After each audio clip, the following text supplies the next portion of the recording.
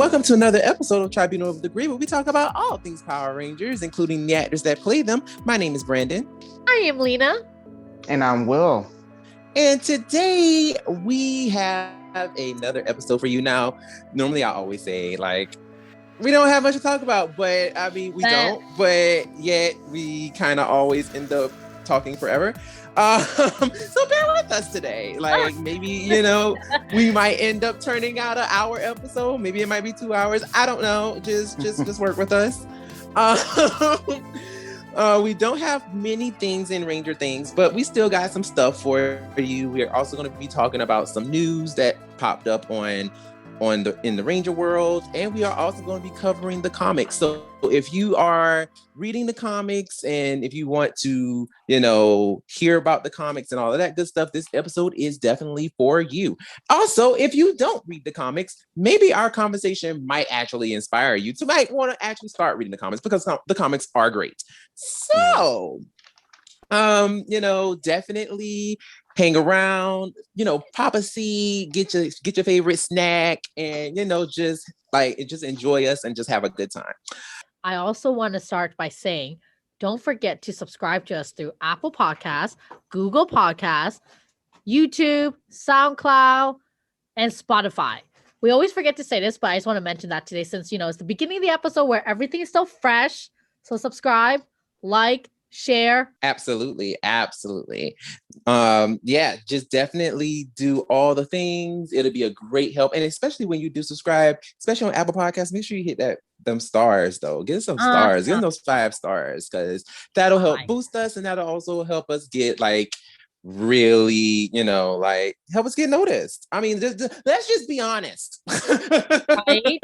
Help us get noticed and help us to actually, help us to actually get put up there so that people actually listen and people will find us, and then they'll be like, oh my God, this podcast is great and I want to subscribe. Yes, or you just want to listen to banter back and forth. That's a great thing too. I mean, we do be talking a lot here. We do. That is why when we don't have much to talk about, we still turn out an hour, almost 2-hour episode. So but without further ado, let's just go ahead and jump into these Ranger Things. What we got today? Well, we only got 2. The first one we got is Amy Jo Johnson. I'm not sure if the Ranger fandom knows, but dear Amy is not returning to acting ever again. Ever. She made that clear. And you know what? That's perfectly fine, because she's given us enough of a footprint that we can literally go back and we watch all of her stuff that we want to. She's got great movies when she was younger.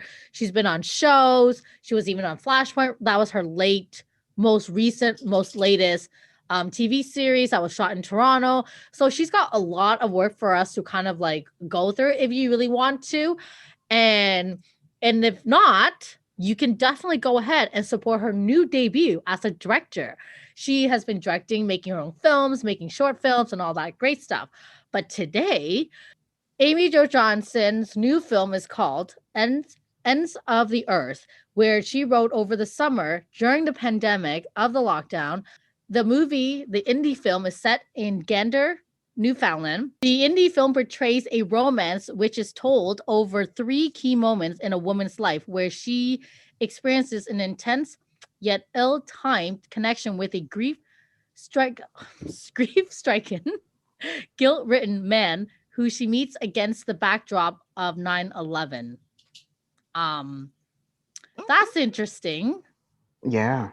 Unfortunately, we don't have a date release, a trailer, or none of the above. But of course, if you just, follow us on Instagram, you'll know when we post, because we'll find out and we'll post and we'll tell you all about it.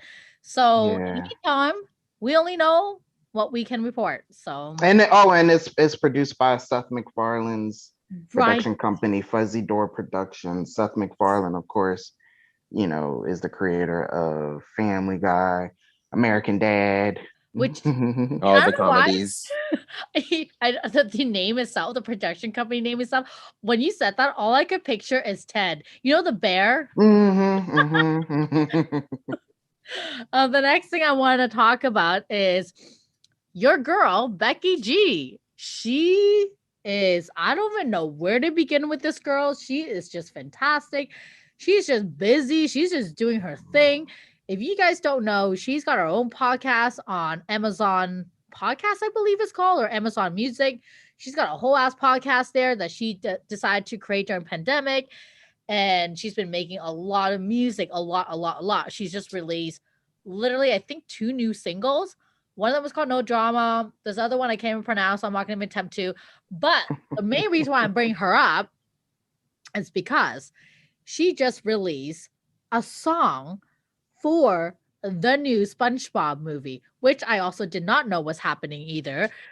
I know it sounds like I don't know a lot of things. That's the theme of my night today. But the song is actually called F is for Friends and is super cute. Obviously, you know what the song is about. It's about friendship. It's about being there for you, being there for me. And it's stinking adorable. The clip, a small clip, is on our Instagram. If you want to check it out. Of course, go support Becky by listening to the song on her link. I'm sure you can probably download it, buy it, do all the great stuff. But come on, guys, a new SpongeBob movie? I'm here for it, okay? I'm here for it. So here's my thing, right? So unfortunately, I was not one of those kids who were growing up with SpongeBob. I was not a fan. Wow. I was not a fan. It's funny because there's so much stuff coming from early SpongeBob seasons that entered into pop culture. And people will be like, oh, this is a reference to this episode, or this is a reference to this. And I'm like, I have no idea what you're talking about. Oh my God. Wow. Guys, looks like I'm not the only one that doesn't know what's going on in the world. Brennan, apparently not. Because I'm like, I'm sorry. It's crazy because I get that reaction every time. One of my closest friends here in LA, as a matter of fact, she's pregnant and she's having a son, and she's getting all these little SpongeBob things and all this stuff, and she loves SpongeBob so much, and she always makes references to him, and I'm like, I have no idea what you're talking about. if it's not a meme, I have no idea what it is. And she's like, wait, so you don't know anything else? I'm like, no, I don't even know the characters unless you tell me what they did. I have no idea. Okay, so I'm more of a Patrick. Will, which one are you?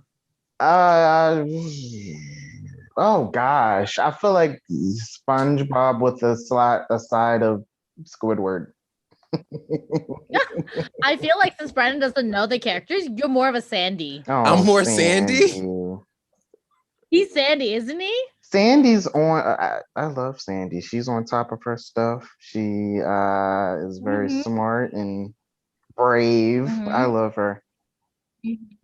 Yeah. See, there you go. Okay, well, so even if you all don't I know is she's a squirrel wearing a astronaut uniform. So I'm like, I don't know anything about her, but okay, all right, I'll be Sandy. No, she's awesome. Yeah, she's really brave. She's the one that essentially talks SpongeBob and doing all the great things.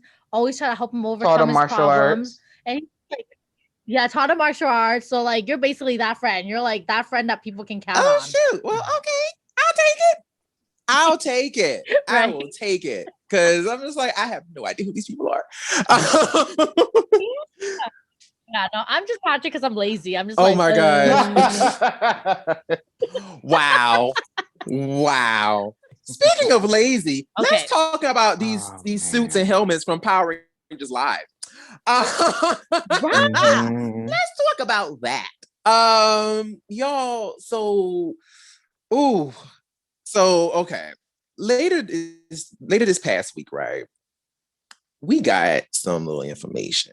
Now, for the people who don't know, Power Rangers Live is not new. No. It's not a new thing. It's not a new thing. We've had plenty of live shows throughout the years. Actually, they're one of their very first live shows actually was so freaking popular that it shut down the 101 here in Los Angeles. So literally, if you were trying to go anywhere that day, you were fucked. You were literally stuck right around the area of of Universal Studios, because that's where it was. So if you were trying to get anywhere around that time or around that day, it was a wrap. You were literally you spent your whole entire day on the freeway. Because so many people were trying to get there to see that live show. And I so actually they went to one. I actually went to one Did you here in really? Philly. Yeah. That was the thing. I saw it on TV and I always Yeah. wanted to go, but I never went. Tell me about the one in Philly. I would love to. Yeah, it was so if you ever saw the oh my gosh, I feel like a lot of people have seen it by now because it's a part of the fan club box, which which a lot of people now have pirated. And then they also you know, they also re-released it. But anyway, they had the live show on that, and it was basically that. And okay. it was so crazy to watch that again, and it was the exact same thing. It was a custom, not custom, but an original story that's set in like season 2. Okay. And you have the actors on the screens, you know, getting their mission details and morphing. And then, of course, on the actual stage, you see the suit actors doing the stunts, doing the fights and all that. And let's just say those suits actually look like the suits on TV, unlike the suits here in these I don't even know, like, what are these pictures? What are these pictures that they released? The promo Pics. Okay. Yeah, they Yeah, look these are promo horrible. pictures. So the thing is, I've seen that show that you're referring to. I saw that show. Because I actually saw it. It was pirated on YouTube at the time. I'm not sure if YouTube probably took it down because Probably copyright restrictions. So I'm not sure as if they well took as it down. Saban don't play. So Okay, like and Toei. right. Toei does not play. Like they are like, yeah, like nah, you don't.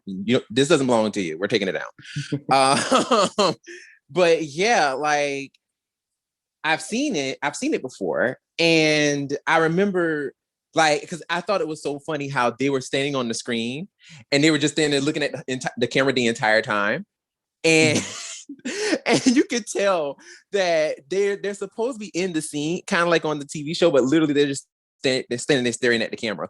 Like, yeah, we know this camera's here. You know, it was just kind of funny to watch. And then of course they morph, and then like pretty much the thing is in the whole story is, you know, with them in suit the entire time.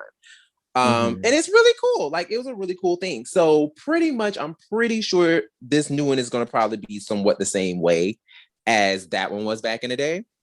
And, you know, and it's funny because I think that a lot of fans, a lot of newer fans who've come into the fold, come into the franchise, and it's like, oh my God, like this is so cool. Is this new? And it's like, no, it's not. But we were actually supposed to have one years ago, like actually several years ago, during the time of Neo Saban's birth, you know, when they were like, oh, we're bringing everything back. We're bringing all the live stuff and all this stuff. And yeah, that didn't happen. It didn't happen. So actually they are planning on doing this for real. Like they are really planning on doing this. And it's great because it's coming at a time where the pandemic is getting more under control. We have vaccine rollouts for those who want to take them. I'm not saying take them, but hey, if you want to, then good. You know, do what you got to do. Especially if you have health conditions. And you know, everything seems like it's starting to get back on the right track. So for Power Rangers Live, basically, let's just go ahead and go into it. So this is the synopsis of it. So basically, an action-packed stunt show featuring the full color spectrum of Rangers training to become heroes at the elite intergalactic school, the Power Rangers Academy. Audiences will be transported to a world where interactive elements will have them taking part in the battle against evil as they learn the Ranger ways of teamwork and inclusivity. It's a heart-pounding production with humor, action, and heroics as children and adults alike experience Power Rangers like never before. You can also find more on the website PowerRangersLive.com. Now, there's a bunch of promo shots of of said stuff of the live show, and yeah. Ooh, child. It looks terrible. Yeah, they look like oh my God. I remember when I saw the Power Rangers movie back in the day, they had Power Rangers at the theater to like take pictures with kids. However, they didn't look anything like the movie Rangers or the show Rangers. They Oh my God, what do they look like? They had these huge heads, like a Sesame Street type, or like you've seen them, like almost supposed to be little, but he'll be like 6 foot tall and huge. So it's kind of like that. These helmets remind me of that. It's like a mixture of that. They're not as big, but also oh my God, what was it? Zed's Monster Mash, where there was a 5 kids dressed up as Power Rangers and they were actually putties, and those helmets look awful. That's what these helmets look like. They look really bad. Oh yeah. Yeah, they look bad. Like, first of all, let's get into it, because like child. First of all, this is just so disappointing. Just looking at these things, like, first of all, can we get into the gold Ranger and the yellow Ranger from Beast Morphers? Why they look like they got on leggings? Oh wow. They look like they got on designer like sequin leggings. I'm like, what are y'all doing? What is this? What is this, honey? In the words of Nene Leakes, like, what is this? What is happening? The costume looks really cheap. It looks really cheap. It looks worse than like a costume from like Halloween Spirit or whatever it is that. Yeah.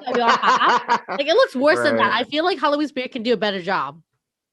Way better job. Like, and can we get into this second picture with Lord Zed? Lord Zed?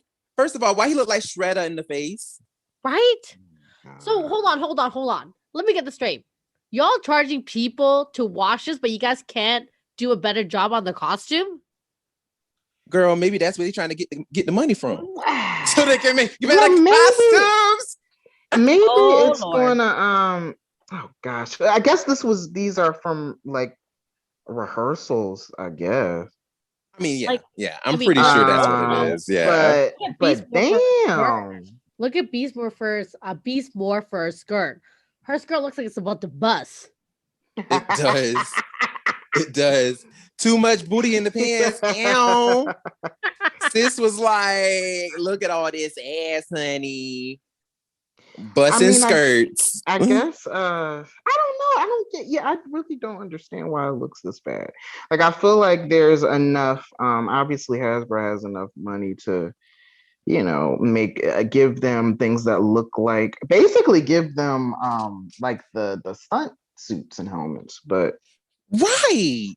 And honestly, like, we've seen better. I mean, hell, look at Unworthy, for God's sakes. Like, they're literally walking around like full costumes, helmets, and they're doing all the things in stunts. Like, come on, like, you can't do nothing better than that. Right. And in the original live show, they looked like the stunt suits that were on the show. So that's interesting. Granted, they did have the little belt loops that always cracked me up. I'm like, why are they wearing belt loops? Actually, that don't always got me. Yeah, like, if you look at the costumes, they have belt loops so that the belts won't slouch. So that they always stayed around their waist. Yeah, so that was always kind of like, what's happening? What are you doing? Like, I was kind of side-eyed it, like, what's going on here? But like, of course, as a younger, I was like, I don't know what this is. Like, what are you doing? But now it makes sense, obviously. But it's just like, oh, that's interesting. I don't know. Like, these suits just look bad. They look really, really bad. I I'm just so hurt by how bad I they mean, look. maybe if they hear enough about how horrified we are, they'll change it. I don't know. I doubt that. I doubt it. I doubt it. They're just gonna be like, if you come and you come, and if you don't, you don't. That's what I kind of feel like this is gonna be, honey. Because I was like, this is a mess. But yeah, so I found that to be very interesting. Also, keeping in the vein of Power Rangers. So we all know, right? Simon Bennett, he is like doing all the things. He's doing all the things on this show, honey. He is our new executive producer for Power Rangers Dino Fury. And he's just been really just slaying. Like, he's been really slaying his role and just been doing all the things with the help of, obviously, Erwin, I want to say his name is Erwindale, and also Becca Barnes. And they've just been really doing a good job so far with the episodes that we've been getting. Now, he's been on Miss Twitter's answering all the questions. And he's been basically just letting the people know, like, if they have questions, like, he'll answer them with no problem. He said a lot of interesting things, just like about behind the scenes, especially letting us know that basically the show pretty much has brand new blood in it. Like, I mean, pretty much everybody from the past seasons, they're pretty much gone at this point. They still have some old people behind the scenes, but for the most part, it's brand new blood working on the show. So, and you kind of even see it, like, you kind of see it a little bit. And just, the change in music with the new sound director. So it's a lot of really interesting things. One of the things that he spoke on is, now I'm pretty sure people have already read this and probably already know it, but if you don't, it's new news for you. If not, you can just be like, oh yeah, I already know that. I mean, we get that all the time in the comment section. But anyway, so once one person tweeted and was asking Simon about the Morphing Masters, and they asked if that was his idea, or if it was one of his team members, or if it was Hasbro's idea to bring the Morphing Masters back. And he basically said it was Chip Lynn. Now, if we did not know, Chip Lynn is not working on the show anymore. However, he has delivered some story ideas and helped craft the story of Dino Fury. So we probably will be getting you probably might see his name pop up a little bit as far as like a creative director and things like that, around that area. But for the most part, Chip is not working on the show. He's not working on the show, but he did lend some ideas, and that was one of them. So actually, as a matter of fact, I don't think we ever talked about this, but how do you guys feel about Chip not working on the show? I'm fine with it. I'm perfectly fine with it. Yeah, he's given us a lot of great moments, obviously. Also, under his watch, we've had some not so enjoyable moments in the last few years. So I think it's time to kind of get some fresh blood in there and have somebody else's perspective, which we are getting right now. So yeah, I'm perfectly fine with it. I think exactly what Will said. I think if anything, change is good, and I'm glad that these new changes has been amazing. Yeah, I agree. I mean, like, and here's the thing: it's like, I don't want anyone to get the impression that, oh, new EP means everything, this person is going to save the show, or this person is going to do this person is going to do that. That's not always how it works. Because this person does always have a boss. And the boss may be like, hey, insert more fart jokes, insert more pie in faces, you know, like stuff like that. Like, you know, that stuff happens, you know, so they have to find a way to work it in. And if they can work it in creatively without, you know, making fans like, you know, older fans like us go, oh my freaking gosh, what the hell? You know, like if they can do that, but still satisfy the younger audiences, then they're doing their job. And so far, if we look at, you know, past episodes of Dino Fury, episodes 1 and 2, they did that, especially with episode 2. You know, they gave us the fart joke, and it actually landed very well, in my opinion. You know, so I mean, you know, if you can work in stuff like that and not have it be so like, ugh, then shoot, I'm all for it, you know. But yeah, that was one of the things that Simon spoke on. Another thing that I found very interesting, and this was very, very, very, very, very, very interesting that I found that was so interesting is the fact about Simon is the fact that Warden Garcia was originally supposed to be Sheriff Garcia, and the Parks HQ was originally the sheriff's office. We made the change after quite a few scripts had been written. This explains why a park warden sometimes behaves like a cop. Okay. So I wonder what made them change that. I wonder if all the stuff in 2020, if that made them change their mind. You guessed it. And you are right. Black Lives Matter. Wow, that's good on them. Black Lives Matter. They listened. They are with the times. They are with the times. I'm like, yes. Thank you. Good on them. Thank you so much. You are listening, unlike a certain somebody that we just mentioned not too long ago. You are listening.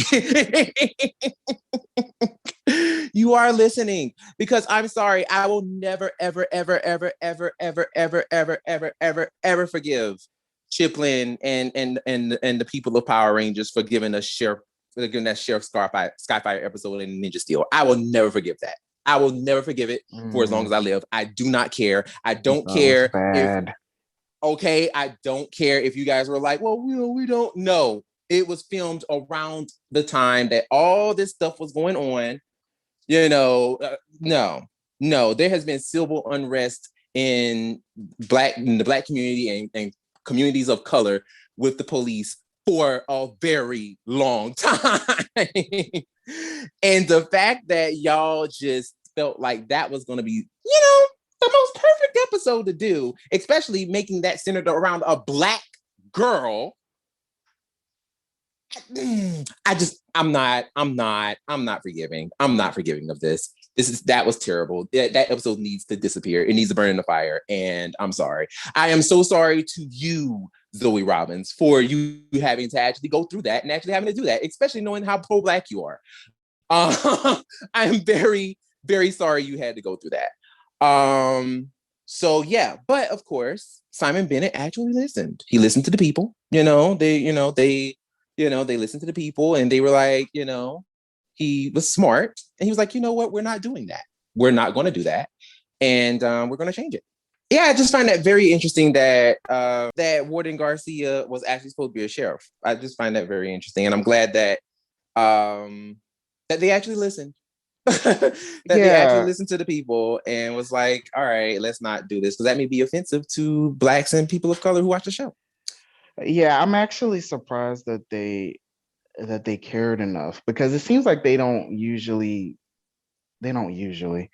And like you mentioned in the Ninja Steel episode, that was so tone deaf. So I guess, you know, they've learned a lesson, because I'm sure that they've had to have heard backlash on that one. Yeah. I mean, the internet was like, I actually remember Ranger Board was not too kind to that episode. The people were not happy at all. So I'm kind of glad that they actually listened and did not make him a cop. And I mean, even if they did make him a cop, like, still, you know, it just, I still think that they you know what? Let me recant that. I still think it probably would have not came off so well because he's supposed to be a jerk, and then you have a lead who's black. Yeah, that would still probably come off a little weird. So yeah, I'm glad they turned him into a park sheriff. Good on you, Ninja. Oh God, good on you, Dino Fury. Oh my God, I was about to say Ninja Steel. Woo, child. No, don't do that. And the last bit of news that I actually wanted to talk about, and we could just touch on this very quickly because I just feel like, you know what, don't really want to get too much into this because we've already talked about this once before. So Emma Lahana did a brief little piece of interview with comicbook.com. And you know, she wanted to touch on, you know, her time, you know, her journey into, you know, her world of acting and, you know, how she got to where she is and blah, blah, blah, blah, blah. It's actually a nice little, cute little interview. I did kind of side-eye it a little bit because the interviewer did kind of seem a little pointed, but for the most part, it was an interesting interview. When we did get to the Power Rangers bit, because she did talk about her time with Power Rangers, I'm just going to go ahead and read a little excerpt from what she said. And yeah, we can deliberate. So Emma Lahana said, in quote, "Yeah, a little bit. I think people get kind of mad about it sometimes. I know I've made some people angry about it, but I'm always grateful. I've done a couple of conventions and everyone is so nice. And it's so great to meet people. It means a lot to." Emma explained. You know, there's stuff I'm a huge fan of that I'm sure people who are in that it might not mean as much to them as it does to me. Like, for instance, Ally McBeal. I don't know how Callista Flockhart feels about that, but it was the show that made me want to become a television actor and be on TV. Girl, I know how you feel. I don't know how she looks back and feels about it, but I'm always grateful for any job, and if something I've done has meant something to someone, then that's huge, and I'm grateful for that. And she really didn't have to do that. And I don't know why people think that, like, she doesn't like the fandom. She never once said that. First off, is all of you creepers out there who stalked the fuck out of her, who sent her, like, all these random shit that she does not need to see, that scare the living crap out of her from going to conventions. That's the starter. And secondly, you guys keep calling her Kira. That's not her name. Right. All she said was, "Please stop calling me Kira, for the love of God." And you know what? I completely understand, because it's just a character she played. She's not Kira. Her name is Emma. And I can totally understand why she wants to be addressed as Emma, because that's her name. And it really bothers, right? So it really bothers me when people take it and twist it and being like, "Oh, she's not grateful for her time on Power Rangers. Oh, she's ashamed of it. Or it's not even on her resume." And all this nonsense. First off, it's not on her resume because her manager told her, you know what? In order to get more serious role, maybe having Power Rangers isn't ideal. And let's all be honest, we've all done that. We've all done a job where we're not entirely, you know, wanting to publicly speak about it, but we're happy for the experience. And it looks more fantastic when it's not on your resume that you've done it. For example, you worked at McDonald's. Would you want that on your resume today while you're trying to apply for a corporate company? Fuck no. You would not put McDonald's on your resume. But maybe you're proud of it. Maybe you're glad that it gave you the life experience that you now got. I don't like the fact that they're taking this being like, "Oh, she's so embarrassed of her time." Dude, the girl auditioned for Power Rangers twice. She auditioned for Power Rangers twice. She auditioned for the role of Sally Hansen. Wow. Tori Hansen. And did not get it. And that was fine. But she got Kira instead. And that was perfect. You know what? At the end of the day, I feel like if someone really didn't want to be on a show, they would not audition twice as hard. She did it on several separate occasion. And not even just that, but she came back for a reunion episode. Again, Right. if you did not want to be known as a Power Ranger, you would not come back on a reunion episode. And she did a few conventions at a few Right. years back. So Oh, of course. She did them because, it's it was mhm, people promise. I mean, she had her friends there. I know on mhm. our last convention, I was told from an inside source that her friends told her that they will be right there if anything happens. They basically convinced her to come. She really didn't want to do it. The last convention, she truly did not. I think she decided to do it literally last minute, but that's only because her friends assure her that they would be there by her side at every given moment. And that's why she did it. Yeah. But bottom line is, she's not ashamed of Power Rangers. She never was ashamed of Power Rangers. She just didn't want to be called Kira. Yeah. Right. This reminded me of the Amy Jo Johnson story that Yeah. Yeah. finally got put to rest. I can't believe it. Almost a decade, not quite a decade ago, but maybe like 7-ish years ago. People Yeah. always thought that That's about. yeah, Yeah, that sounds because about right. people always thought that she didn't want anything to do with the franchise because she, I think they based it off of her appearance on I Love the 90s, where she talked about she doesn't think she'll ever be able to live it down. And then also she hadn't done any conventions or anything like that. Something that Mm. people either don't know or choose to forget is the fact that she got a stalker from Power Rangers. So A she was couple. so Yeah. she's kind of afraid. And also she had career growth, and she was far removed from her first acting job because Oh, she for got sure. more serious things afterwards. So Yeah. Right. same thing with Emma with Lahana. Emma. Yeah. So I don't like it when you have fans that make the stars feel like they have to, like they owe us something. Right? If she moved on, she moved on. Oh But my. like you guys are putting words in her mouth just because she's kind of been removed. She had, some not so great experiences, I believe, Yes. She with had a stalker fans. too, I think. Oh wow. Oh And wow. a few of them So Kenzie. Really oh heavy. my goodness. So like something like that happens, and that's like I think that's a whole different topic of female stars that have to deal with fans and how Mm. different it is compared to a male having to deal with them, because it's like scary because people do become obsessive and can get Yeah. potentially dangerous.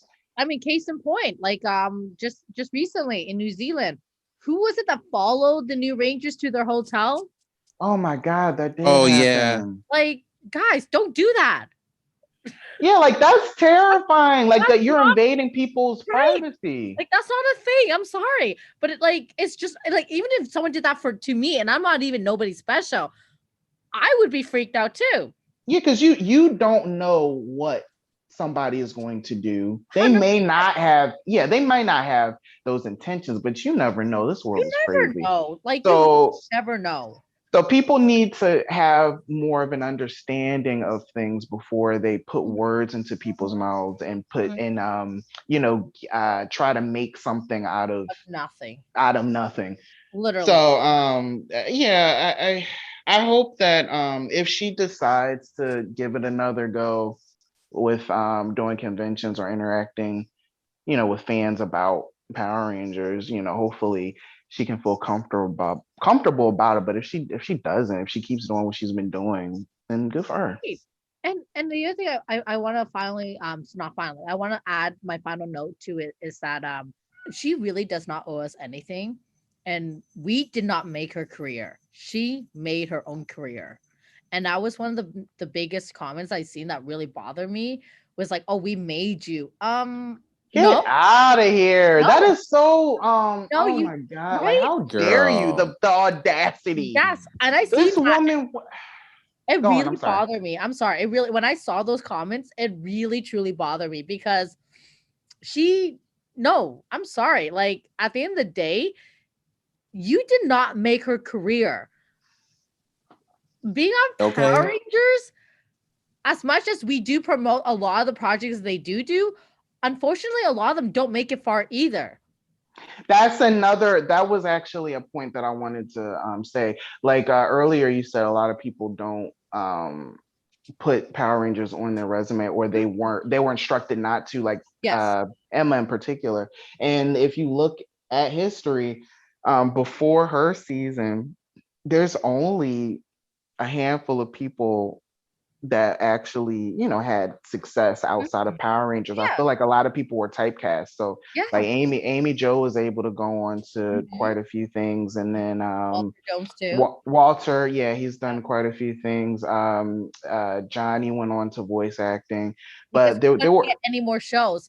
He yeah, couldn't there get any were more like acting shows. He was saying that's the reason why he turned to voice, was because exactly like what you said, he was typecast.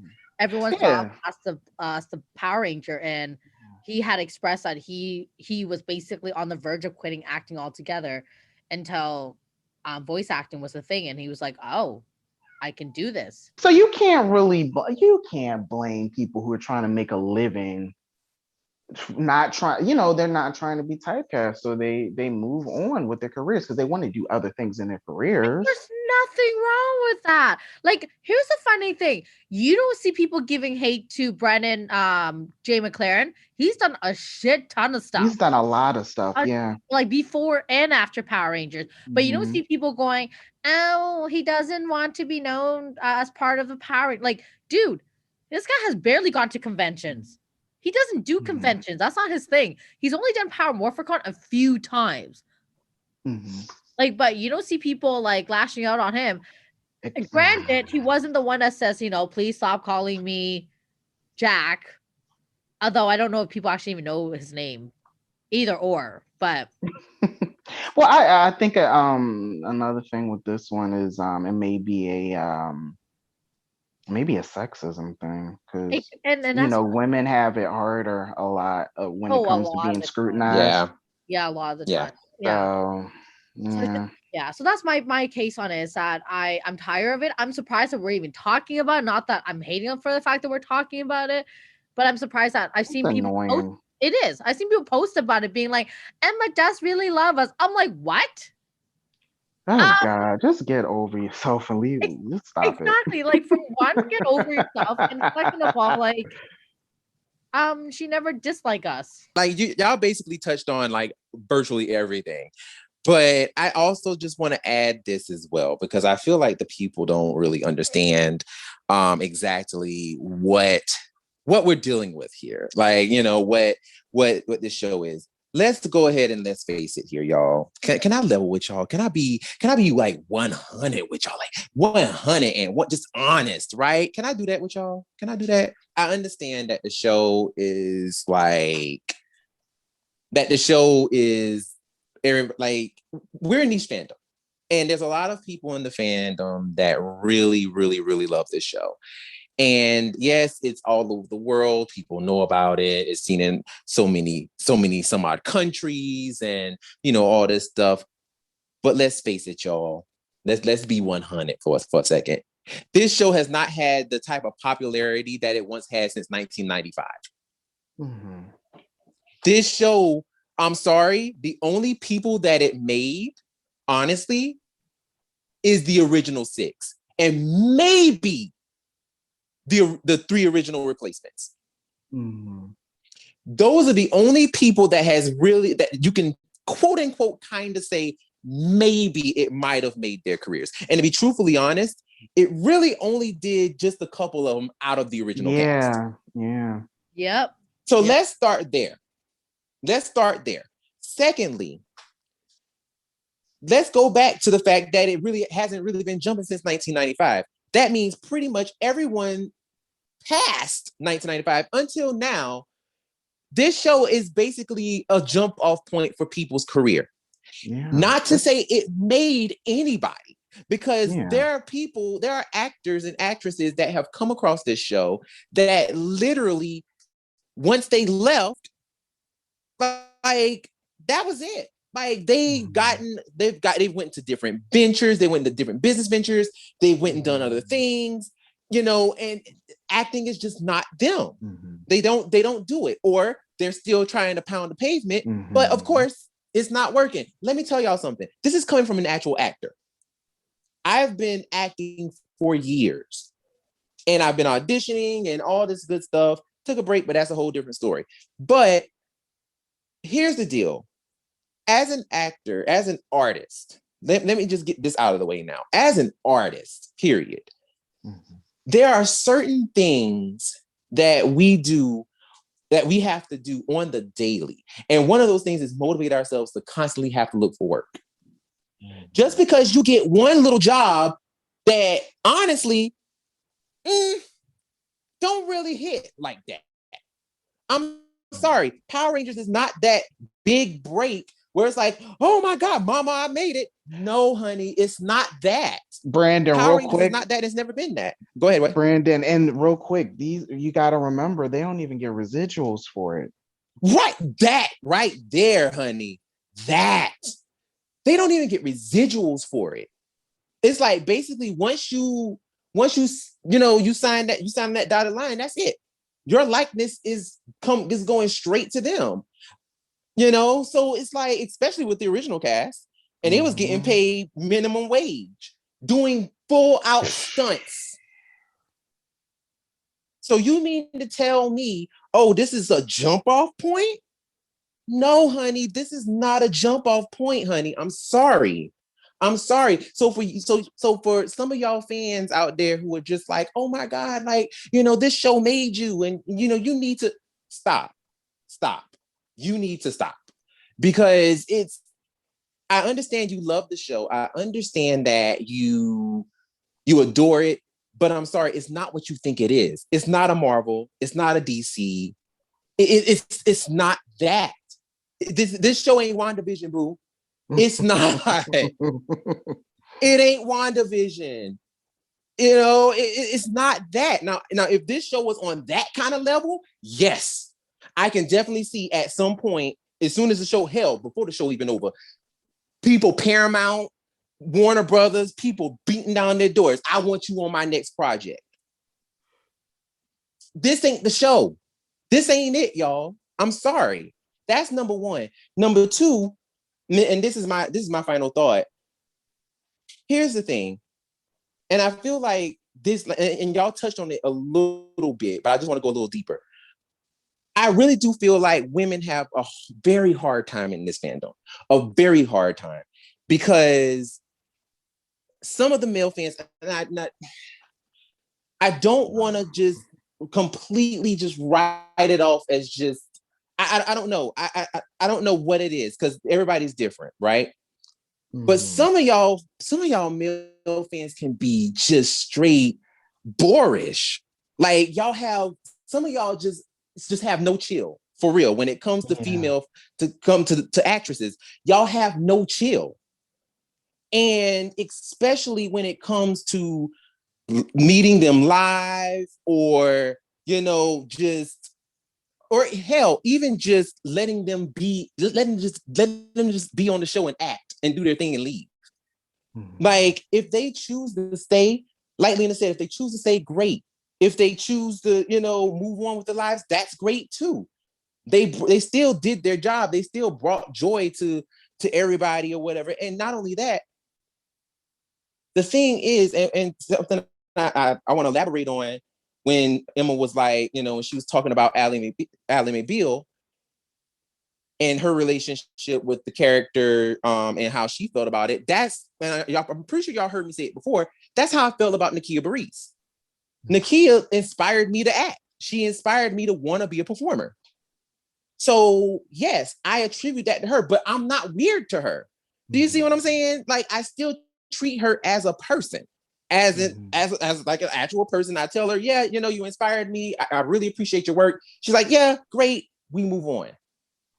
You know what I'm saying? It's not on no like, oh my God, she's so hot. Oh my God. It's like, y'all, sometimes some of y'all male fans can go too far. Y'all can go too far. And I really feel like it becomes possessive in a sense, where it's Absolutely. like, especially with actresses on the show, it becomes possessive to the point where it's like, once you're on the show, you belong to us. You belong to me because for some odd reason, you are a part of my male fantasy of, oh my God, I wish I could have her. She's my favorite or something like that. And that's what it comes off as. It comes off really creepy. Yeah. And I can understand the actresses being like, let me step back. Let me not, let me not participate. Let me not do this. I mean, because that's kind of what ran away, to be honest, that's kind of what ran away Patricia Jolie. That's what kind of ran her away. Y'all just don't know how to act. Like, chill. It's okay. Listen, I understand you're young. Like, you were young at the time. You're going through hormones. You're going through puberty and all this stuff. And you have these attractions to these actresses. Because, baby, listen, these actresses are gorgeous. I have not seen one actress on Power Rangers that is not attractive. Like, every actress on Power Rangers is gorgeous women, and that's why I hate those rankings when they're like, who's the prettiest? Because I think that's just stupid. Every one of them are gorgeous. But every actress that has ever come on Power Rangers is beautiful. I understand, yeah, hormones, yeah, you're attracted, but please treat these women like they're human. Yeah. Treat these women like they're human. Yeah, you may think they're hot, they're gorgeous, they're beautiful, whatever, but they don't need you sliding on their post talking about you're so sexy. Yeah. They don't need that. This is this goes, far beyond just Power Rangers. This happens basically in every sort of fandom. I'm a big wrestling fan, as you guys know, and I see the stuff that the women's wrestlers have to go through, and it's terrible. And it's terrible. Yeah, there's women in all across the board in different genres and entertainment that have to deal with this stuff. And it's a broader thing of just how some men view women, how they don't view them as fully functional human beings. They view them as basically instruments for their pleasure, which is awful. Like they're human beings. And like this is just this is a deep-rooted issue that needs to be addressed, but it's broader than what we're just talking about. It's right. Woo. Yeah, it's a lot. It's a lot because then it goes into the psyche of just how men view women. And just how, a woman, is just very underappreciated and disvalued, in all their ways, whether they're, an actress or whatever, an actress, a wrestler, whatever, women do suffer under the hands of toxic masculinity and misogyny. And for women of color, misogynoir. Ooh, it's really bad because it's like for women of color, it's like you really don't mean anything because not only are you a woman, but you're not white. Exactly. So it hits different. It hits very different, and that's why it's so. There needs to, like you said, there needs to be a conversation on all across the board when it comes to just respecting women and just respecting them in their existence. Period. Honestly, that's really what it all boils down to. Because just like Lena said, when it comes to male actors, there's nothing like that going on with them. Like, yeah, you do have some queer. You have queer fans, but for the most part, even queer fans don't, gay fans and all of us, like, we don't even go after, the male actors like that. So, I mean, we might, talk about them in secret, because we might talk about how sexy they are in secret, but we're not going to be going on their pages and, dropping lines being like, oh man, I just love how your pecs are showing. And oh man, you have such a sexy body. And we're not doing that. And with the male stars, they like we've heard of male actors and musicians and whatever else. They've had stalkers too, but it's just it's different because it might not be as scary for a man because of like it's various reasons for that. Well, also too, just in general. Well, just not to cut you off, sorry, but just in general, it's funny that you say that because I want to touch on this just very briefly.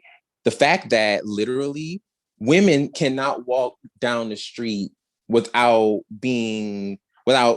double checking, their area. Yes. They can't do certain things because of the unfortunate fear of what if someone might attack me. Men don't have that happening. It's very rare. It's a completely different experience. Like even with myself, I actually walk around with a pepper spray.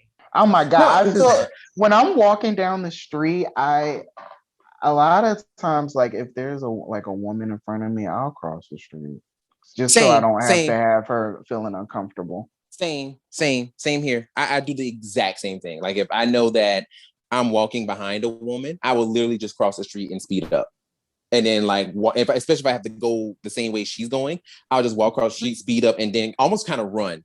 And then just get way far ahead of her. I haven't done that, but I will because I just don't want her to feel like, oh my God, like he's going to hurt me or something like that. And I know sometimes maybe it might come across like, oh my God, he's really going to try to attack me.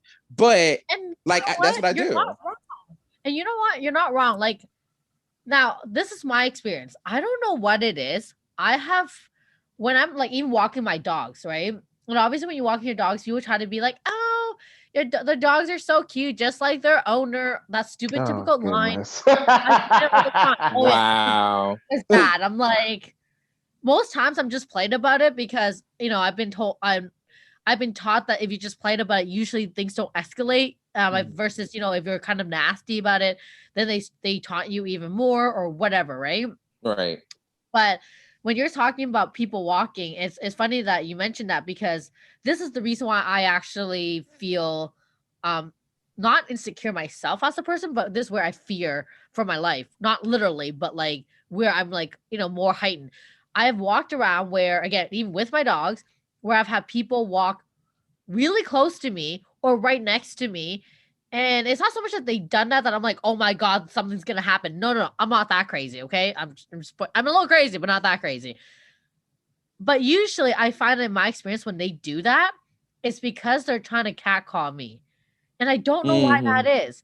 And I've had an incident where this guy walked right next to me, and I was on the main street, so I wasn't too scared. There was a lot of people around, so I wasn't and it was daylight too, so it wasn't like I was like, oh my God, he's gonna hurt me, I'm gonna die. No, I was kind of like, keeping my eye on my pockets, keeping my eye on where he is, keeping my eye on what he's doing. And then he stops in front of me abruptly. And I'm like, wow. Excuse you, and then he'll speed up again as I'm continue to come closer, right? And this happened a few times. Eventually, this guy ended up going, how you doing, sexy? And I'm like, oh my God. I'm just I just can't imagine. I'm so sorry, Lena, but just hearing stories like this, because one of my best friends is a woman and she's told me about her experiences, and to just know you just chilling, minding your business, you got somewhere to go, and then you have to deal with a dude hitting on you. You ain't trying to hear that right now. And then there's unfortunately, this doesn't happen all the time, but there are cases where if you reject him, you could get your face caved in. Yes. What the hell? This is why I try to be polite, because I'm not trying to have shit happen to me. Wow. Ridiculous. It's so I understand completely when people like Emma Lahana and Patricia Jiley and anyone else who's experienced stuff like this. Tracy Lynn Cruz. At some point, right. I was there at MorphiCon too when she was asked that weird ass question. What was the question? Wow. What is it true that you eat baby skulls or some shit like that? That was serious? like what? What? And I remember I was maybe like, if not right behind the guy that asked that, maybe like I was two behind him. And it's like, how the hell do you follow that up? That was crazy. What did she say? She was like, no, I don't do that. Like that was just like, and then after that, we didn't see her for like 5-6 years. Well, no shit. Yeah, because I remember she hadn't been on the scene for a while. So I didn't know that was the catalyst because of it. I'm pretty sure that was it. Yeah, because we hadn't seen her. Like I think she just found out about the convention circuit in like 2009, 2010, around that time.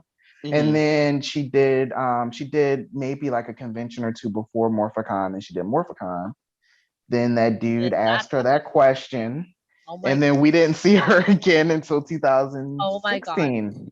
Yeah. So all of you listeners out there, and I know a lot of our listener base is male, which nothing wrong with that. But, take it from us. Don't be weird. Don't be creepy. Admire them, but admire them with a healthy level of admiration. It's just, that's all I got to say on this topic, right? Like it's same. Yeah, and because I mean, you pretty much summed it up perfectly. That's exactly what it is, Lena. Like, just have respect. You know what I'm saying? Have respect for these women. And also it's not enough just to check yourself, but also in a nice way. Also check other people. And just, we need a solidarity staying up for our women. And that just goes across all boards, not just the fandom, but that goes across all boards. And also to, once again, recognize them by their names. And that's what we're going to end on. Please recognize them by their actual names and not the character. If you don't know their character, their real names, it's not hard to look it up. Google is right there. It's in your hand. Just look it up. Don't call them by their actual names, please. And now we're going to move on to our final section. And not even just that, but if you're on their page and you're commenting their character name, you know their name. Well, there. That's very true. That's very true. That is very true. Thank you, Lena. That is that makes perfect sense. That makes perfect sense. If you're on their page, you know their name. So please just don't call them that. Just don't. And even then too, just to add to that too, Lena, because I see it happen on our page too. It's we actually mentioned their names in the post. So if you're still saying, the character name, blah, blah, blah, blah, blah, yeah. You do know we actually do have their name right there. You could just say their name. You could just say their name. Not their character name. You could just say their name. That'd be cool. But final topic of the night, we will be talking about Power Rangers and Mighty Morphin issues 4, because these issues are great. Now, like I said before, listen, these comics have been just absolutely just chef's kiss. If they could actually be the TV show, not saying that Dino Fury is bad. Not saying that Dino Fury is bad, but if they were like the TV show, the show would be amazing. But anyway, so just animate these comics, please. Just animate them, because it'd be great. But yeah, so let's just go ahead and get right into it. So Power Rangers issue 4. What we got? We are in Angel Grove. Well, what we think is Angel Grove, anyway. Well, it's Draken's Angel Grove from Shattered Grid, right? So this was an interesting issue. I usually feel like between the two series, if they're not equally great, then sometimes I'm leaning towards Power Rangers being the better issue. With this one, I would say that I like Mighty Morphin better. Really? Yeah. So there were things. Yeah, there were things that happened in this issue, but I feel like there wasn't a lot happening, if that makes any sense. I guess since it was just following one streamline, one story plot. This reminded me of the oh my gosh, oh my god, the power transfer episode. Just with this one had the one central plot of they went to find the red emissaries, where the red emissary was killed, and the coordinates led them to Draken's dimension. So when we get there, the world is dilapidated. It's in ruins. When Jason, he basically put his sword to Draken's neck and didn't trust that they were in that place of all places. This was the world that Draken created, his perfect world. It was cool. You got to see floating up in the sky were the remains of the Tiger Zord and the Dragon Zord, and those come into play a little later on. But the way that the dimension looked, it reminded me of the deserted planet in the power transfer where they found the sword of power. They had Zach and Draken had an interesting moment. It made me feel certain kind of way. Yeah, you know what I'm talking about. Yeah, listen. Okay, so let's touch on that just a little bit. Like, I just kind of feel like, and it may not have meant to come off this way, but I guess for both of us, being Black men, it just kind of came off like, excuse me, like a tad bit racist. Just a little racist, yeah. So I'm like, wait a minute now. You literally gonna bust out and say, I could have made, he's kind of like, kind of getting a little on him because I'm like, he's like, look, you made me the reporter. Like, why would you make me a reporter? And Draken is just like, well, I could have made you a janitor. Excuse me? My God. What was that? And then my God. And then after that, he insulted Zach's intelligence. Yeah, he Zach asked, why would you make a world that looks like this? And then Draken says something like, your third grade expectations of chocolate rivers, that's not exactly the world that I would make, or something like that. So like your his third grade expectations, what? Yeah, like, but I do kind of feel like here's the thing on this, and I feel like this is kind of like an overall thing of just like how they feel about Draken, and he knows this. He knows that they are judging him for every single thing he's done, and rightfully so. And rightfully so. And he knows this, and he's trying to justify, the reason as to, why he did what he did. And, he's trying to humanize his murderous decisions.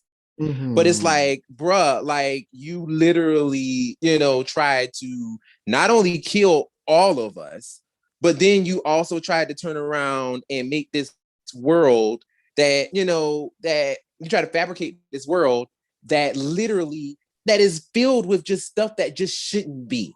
It's not a world where people can live free and comfortable. Like, they're actually being pretty much controlled. Like, oh my God, WandaVision. Hello.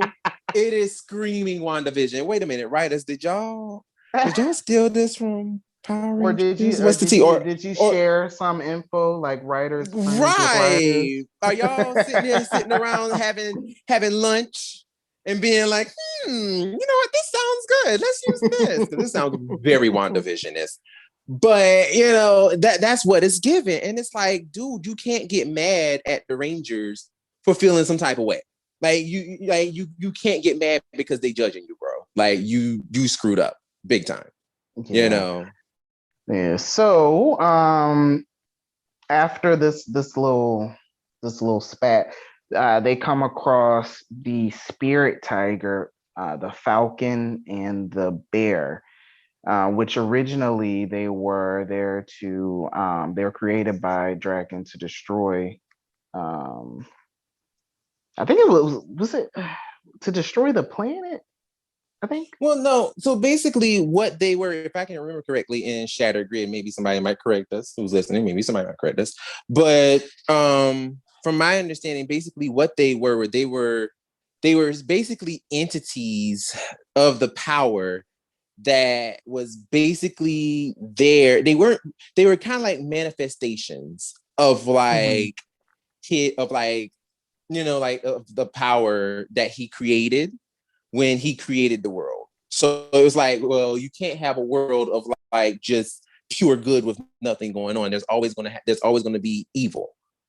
And I'm guessing that power was its manifestation. That is one part of Shattered Grid that I never understood, but that's what I gathered. So maybe I'm wrong. Maybe somebody can correct me on that, but that's kind of what I gathered. They said that they said that they were manifestations of the Morphin Grid.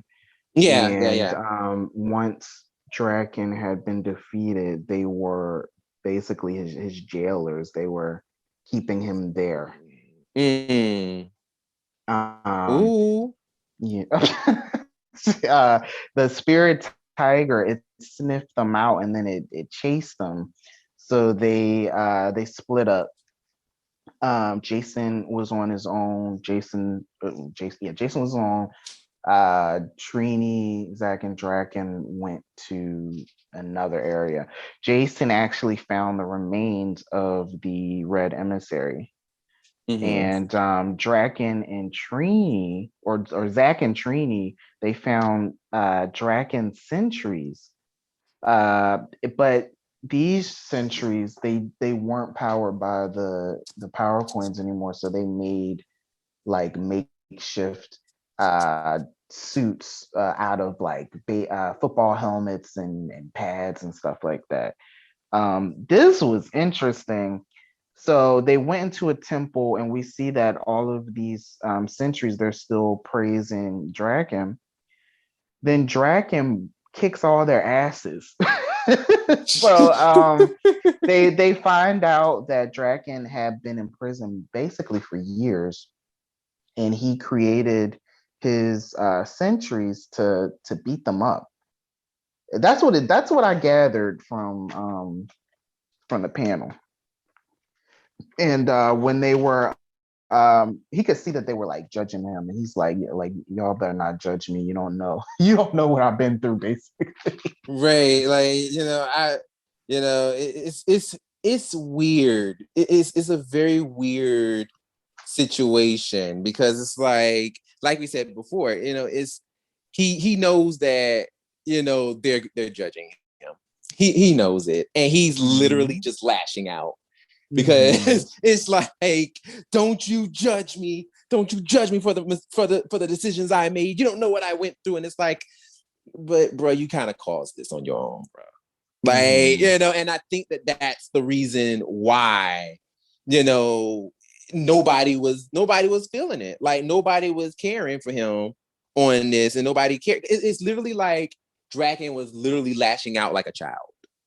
And everybody's just sitting there looking at him like, okay, girl, calm down. Like, you doing the absolute most for something you caused. You did this. Essentially, he is kind of like, when you think about it, he got his powers at like 15, 16 years old. And he's basically kind of still been that in a sense. Well, like I think he's like stuck in that time period and in that mindset that he was in when he decided to join with Rita and got all, power hungry. Because from there, like, he didn't have a normal life after that. He was a conqueror. So like, he never really had a chance to grow up, in a sense, as far as how he's acting. I hear you, and I understand that, and I agree. I guess my thing is even going back. Damn, this is becoming a psychological session here. I know, Even going back to taking it back a little further, Zordon. Can we all just agree Zordon is trash? Zordon is a terrible person. You are recruiting teenagers to fight for you. And, here's the thing. Teenagers at that age, like, they're still going through puberty. They're still, trying to figure out their own lives, trying to figure out, like, who's going to ask me to the prom, like, if this girl likes me or this boy likes me, whatever. Like, they're having all these teen issues and trying to live their lives, plus actually trying to save the world, which honestly, Power Rangers, I feel like the comics has done very well, but the show didn't really explore how hard that could be on a teenager. Like, I mean, there has to be a lot of mental weight that comes with seeing your town that you live in being destroyed constantly by an evil alien who is trying to take over the world. Like, that is a lot. And having near-death experiences every week. Every week. Like, that is a lot. So, it sucks that, he pulls those kids into that. And it's just like, okay, yeah, y'all gonna go ahead and do this. This is your job, and like you said, they're teenagers, like, they're kids. So the fact that Draken is, he's lashing out like this, you're right. He is a child. He's literally a grown man acting like a child.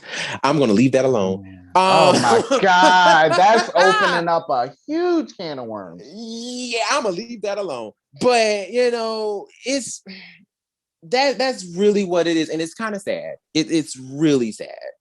So yeah, let's continue. So then we got the tiger coming out. It's the bear. It's the bear one came out.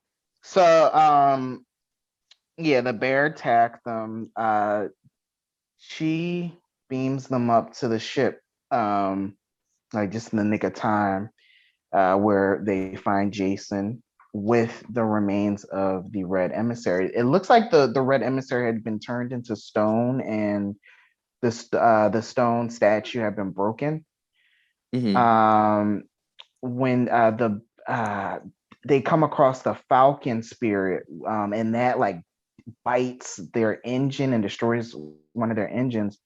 So we see the Dragonzord and the Tigerzord remains just floating in air, and they say, "Hey, you think we can squeeze in between them?" And G zooms through the two Zords, and then that causes the Falcon to collide with them, so they get away. They were able to put the remains of the red emissary together, but there's like a piece missing. And then they have to get repairs because that hit from the Falcon spirit, they're down an engine. So Draken tells them, okay, so I know a place that we can stop to get repairs, but you're not going to like it. And he says that it's worse than where we just were. And how come that world is Onyx, which is a planet that we saw in Power Rangers in Space and Lost Galaxy.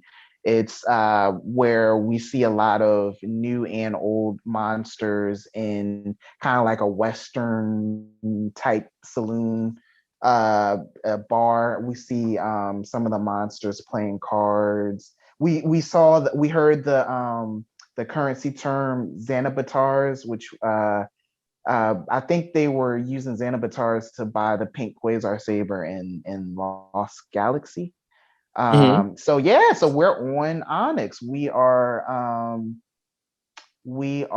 expanding, as just like Ryan Paris said, we're expanding upon the Power Rangers universe, and we're going to places that we didn't see until later seasons, but like in that Mighty Morphin era.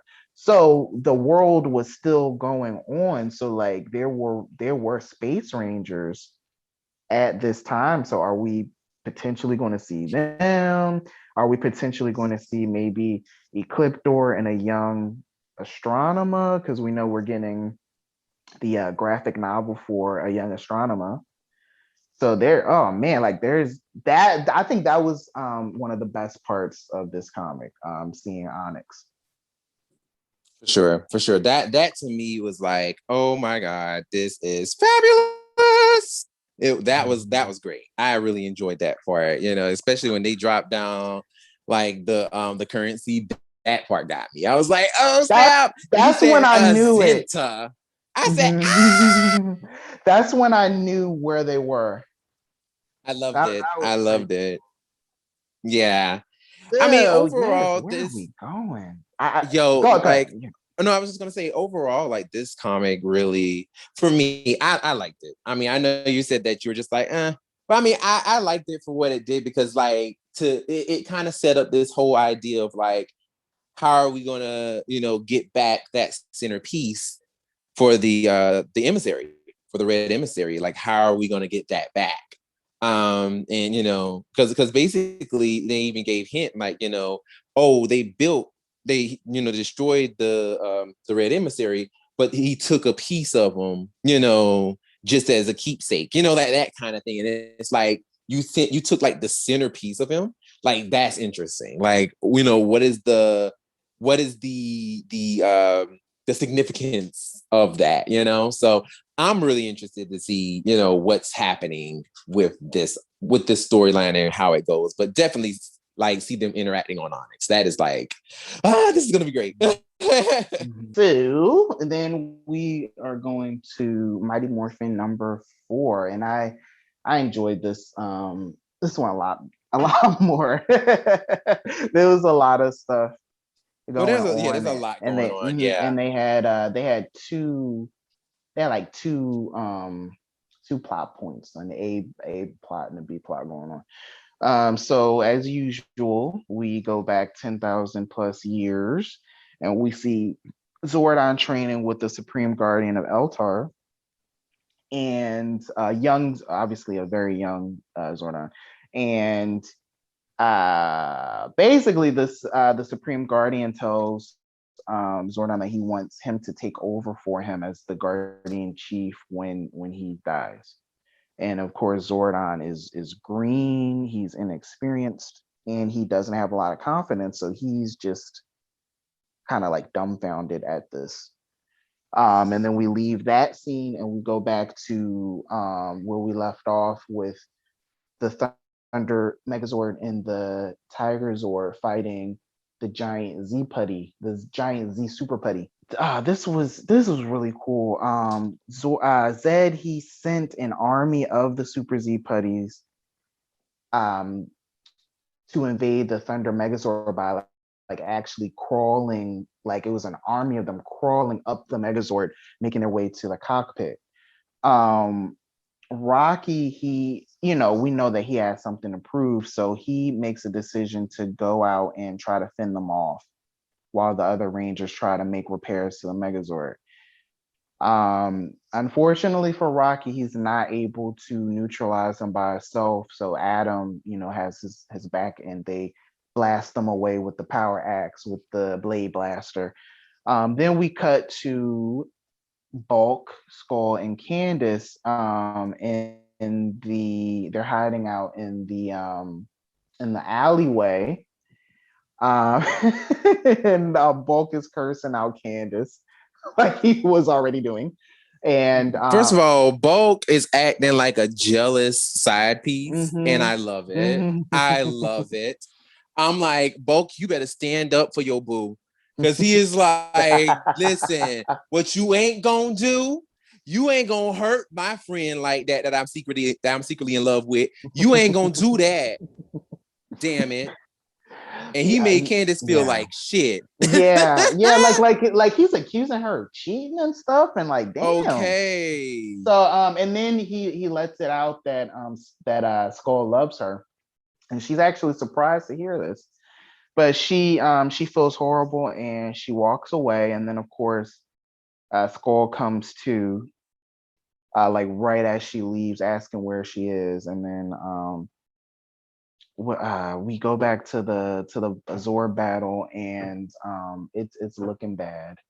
And then out of nowhere, the Dragon Zord comes, a new and improved Dragon Zord comes and helps out. I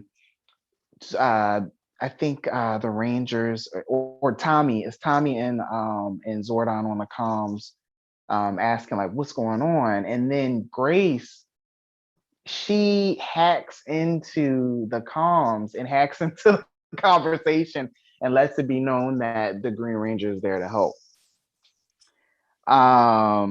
Zed, he blasted the three Zords like that was a super blast because it knocks them out. Rocky and Adam, they have to retreat back to the cockpit, and we see that the putties are like literally chasing them into the cockpit. And then Kim makes the executive decision like, we need to get the hell out of here. So she adds Zordon to teleport them out, and it happens, and they are teleported just as like it looks like they're about to die. And Tommy is ready to keep fighting, but Kimberly's trying to look after the team, and they are teleported out of there. And Tommy thinks, I think, what did he say? Alpha, I don't know what Zordon's paying you, but you deserve a raise, something like that, for getting them out of there in the nick of time. Right. And then they find out that actually it wasn't Zordon or Alpha that teleported them out. And we see Candace in the command center telling them, actually, I got you out. And then as she's talking, she morphs into her true form, the Altarian form, and she reveals herself to be Zelia. Yeah. And she tells Zordon that she's there to make sure that the Power Rangers survive at all costs. Zordon is super confused because he wasn't informed that there were any other people from Eltar on Earth. So she also lets them know that there is a third Eltarian war coming. So basically their version of World War III. So the Rangers want to go back to they want to get back out there and continue protecting the city, but they get a transmission on the viewing globe, and this transmission also is going across television stations, is being live streamed. People are looking at it on their phones, and it's the Green Ranger. The Green Ranger is promising everyone that he's going to protect them. He's not going to leave them. And the way to gain their trust is to take off his helmet. And we finally find out who the new Green Ranger is. And it is Matt. So Matt is the Green Ranger after all this time, after being jealous and upset at the Rangers for not telling him what's going on, feeling left out. He now becomes a Ranger, and he is the new Here's Green my Ranger. thing. I am not. This is the reason why I'm not saying that I'm like I hate it, because I don't. But because I mean it was long overdue. It was long overdue. Like I'm glad it happened the way it did. But I'm sorry, him taking off his helmet and revealing that to the world, I understand it was a move to try to gain people's trust and all this good stuff. But I'm sorry. I have so many problems with this. Mm-hmm. Because I'm just like, my guy, first of all, they know who you are now. The world knows who you are. Mm-hmm. So now that means not only is your family in danger, but you're putting yourself in danger, and you're putting people around you in danger who, potentially may be like, yo, help me, save me, or whatever. Like, because people are going to try to get closer to you. Now you're responsible for these people's lives, and he is not trained for any of this. I mean, neither the other Rangers, but they have a little more battle training than you do. Well, So it's not smart to reveal yourself to everybody. Like that was just like, bruh. I don't know how big of a deal that is, just because Rita and Zed know who the Power Rangers are, and they haven't gone to the Rangers. Well, they have gone to the Rangers' houses at night. I was going to say yes, they have in the comics. Yes, they have. But they haven't killed them. Oh, and in the show, yeah. But they haven't killed them. So like I don't know. Like I think that they've tried to in the comics. But I think that more so, I think it'll be a situation like when Dustin and Ninja Storm. Oh my God, there's too many ninjas and stuff. They in that season, they had an episode where Dustin, he didn't reveal his secret identity, but he was gaining popularity being a ranger, and he was like thriving off of it. And it kind of got like a bit much, because it's like, you're not a ranger to be a celebrity. I'm not saying that Matt is trying to do that, but that could come with it, where he's being just overwhelmed by people. And then I guess as far as what you were saying, putting other people in danger, like it could be a situation where maybe some people follow him around, try to interview him, just stalk him, and then they put themselves in danger now, because now he's going to be attacked by Zed, and they're around him. Because I think that him revealing himself is going to get him like a fan base. Right. I don't know. Yeah. I don't think that's going to be the right move either. Right, because I think that's going to put a hindrance on him doing his job versus right. And how is he going to continue on as a high school student? Exactly, because it's like you can't go to school and do what you have to do, because you're not only putting people in danger, but also because they know who you are, but also it's going to be overwhelming, because it's like everybody's going to be like, oh, the Green Ranger, and it's like he's a celebrity. It's going to be a lot. Exactly. So that's just it just wasn't a smart move. I was just like, ugh. So maybe they may be using this as a way to display, this is what could happen if the Rangers actually revealed their identities. Probably, yeah. They might be using that as an example. Maybe, I don't know. But we'll maybe see in issue 5, that the burnout of exactly his decision that he made, and be like, okay, so here's what happened, this is the tea, you know what I'm saying, and and see where we go. Do you have any other comments or anything like that before we head out? No, as usual, I'm looking forward to seeing where this story is going next. But this was I had fun with this one, and it was nice to finally just get a answer on who the Green Ranger is, or I want to say one thing. I just remembered. I listened to an interview / review that Ryan Parrott did on this issue. As far as who the Green Ranger was, it was never going to be Lord Draken, and he thought that it would have been stupid to do that. I agree. And he also, for the character Matt that he created, he wanted to. He doesn't know how much longer he's going to be on the Power Rangers books as the lead writer, and him saying this doesn't mean that like he's planning on leaving or anything like that, but just because he doesn't know how much longer he's going to be a part of the books, he knew that they were going to do something with Matt probably at some point, so he had decided that this was going to be the way that he would do something with Matt.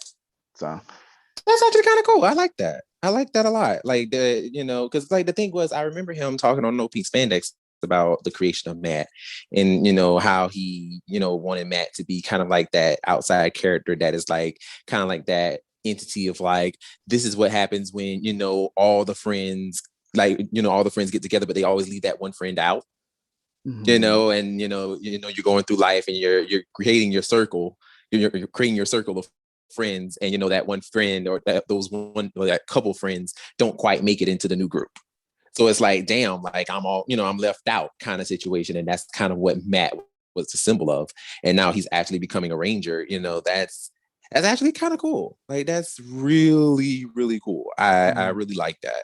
Yeah, and he actually was going to get rid of the Matt character at some point. He was just going to like have him be in the background, essentially. Like we'd see him, but he'd be walking past the Rangers just to kind of cement the fact that like when he cut the Rangers out, he really cut them out, and they just weren't going to be a part of his life anymore. But he decided to go and do something else. I think it's pretty cool. I'm looking forward to seeing how everything pans out with it. Yeah, I agree. I trust him. I agree. I mean, me too. I trust Ryan Parrott a lot with these comics because he is doing all the things, and it is masterful how he is juggling 2 comics at once. So, sir, keep doing your thing. We are loving it. And like I said before, y'all, if y'all are not reading these comics, what are you doing? I know I'm talking to Lena, but no tea, no shade. I love you, girl. But it's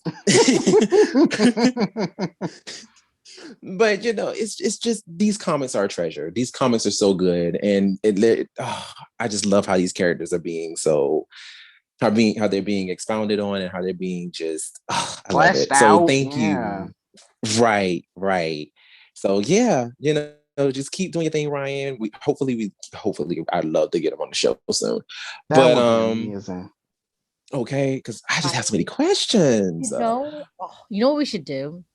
Like, totally get someone to keep tagging him on one of our posts, being like, "Do you want to be on our show?" I mean, shoot, I'd be here for it. I'd be so here for it. But no, seriously, like, I really want to find because I'm like, oh my gosh, she's so great.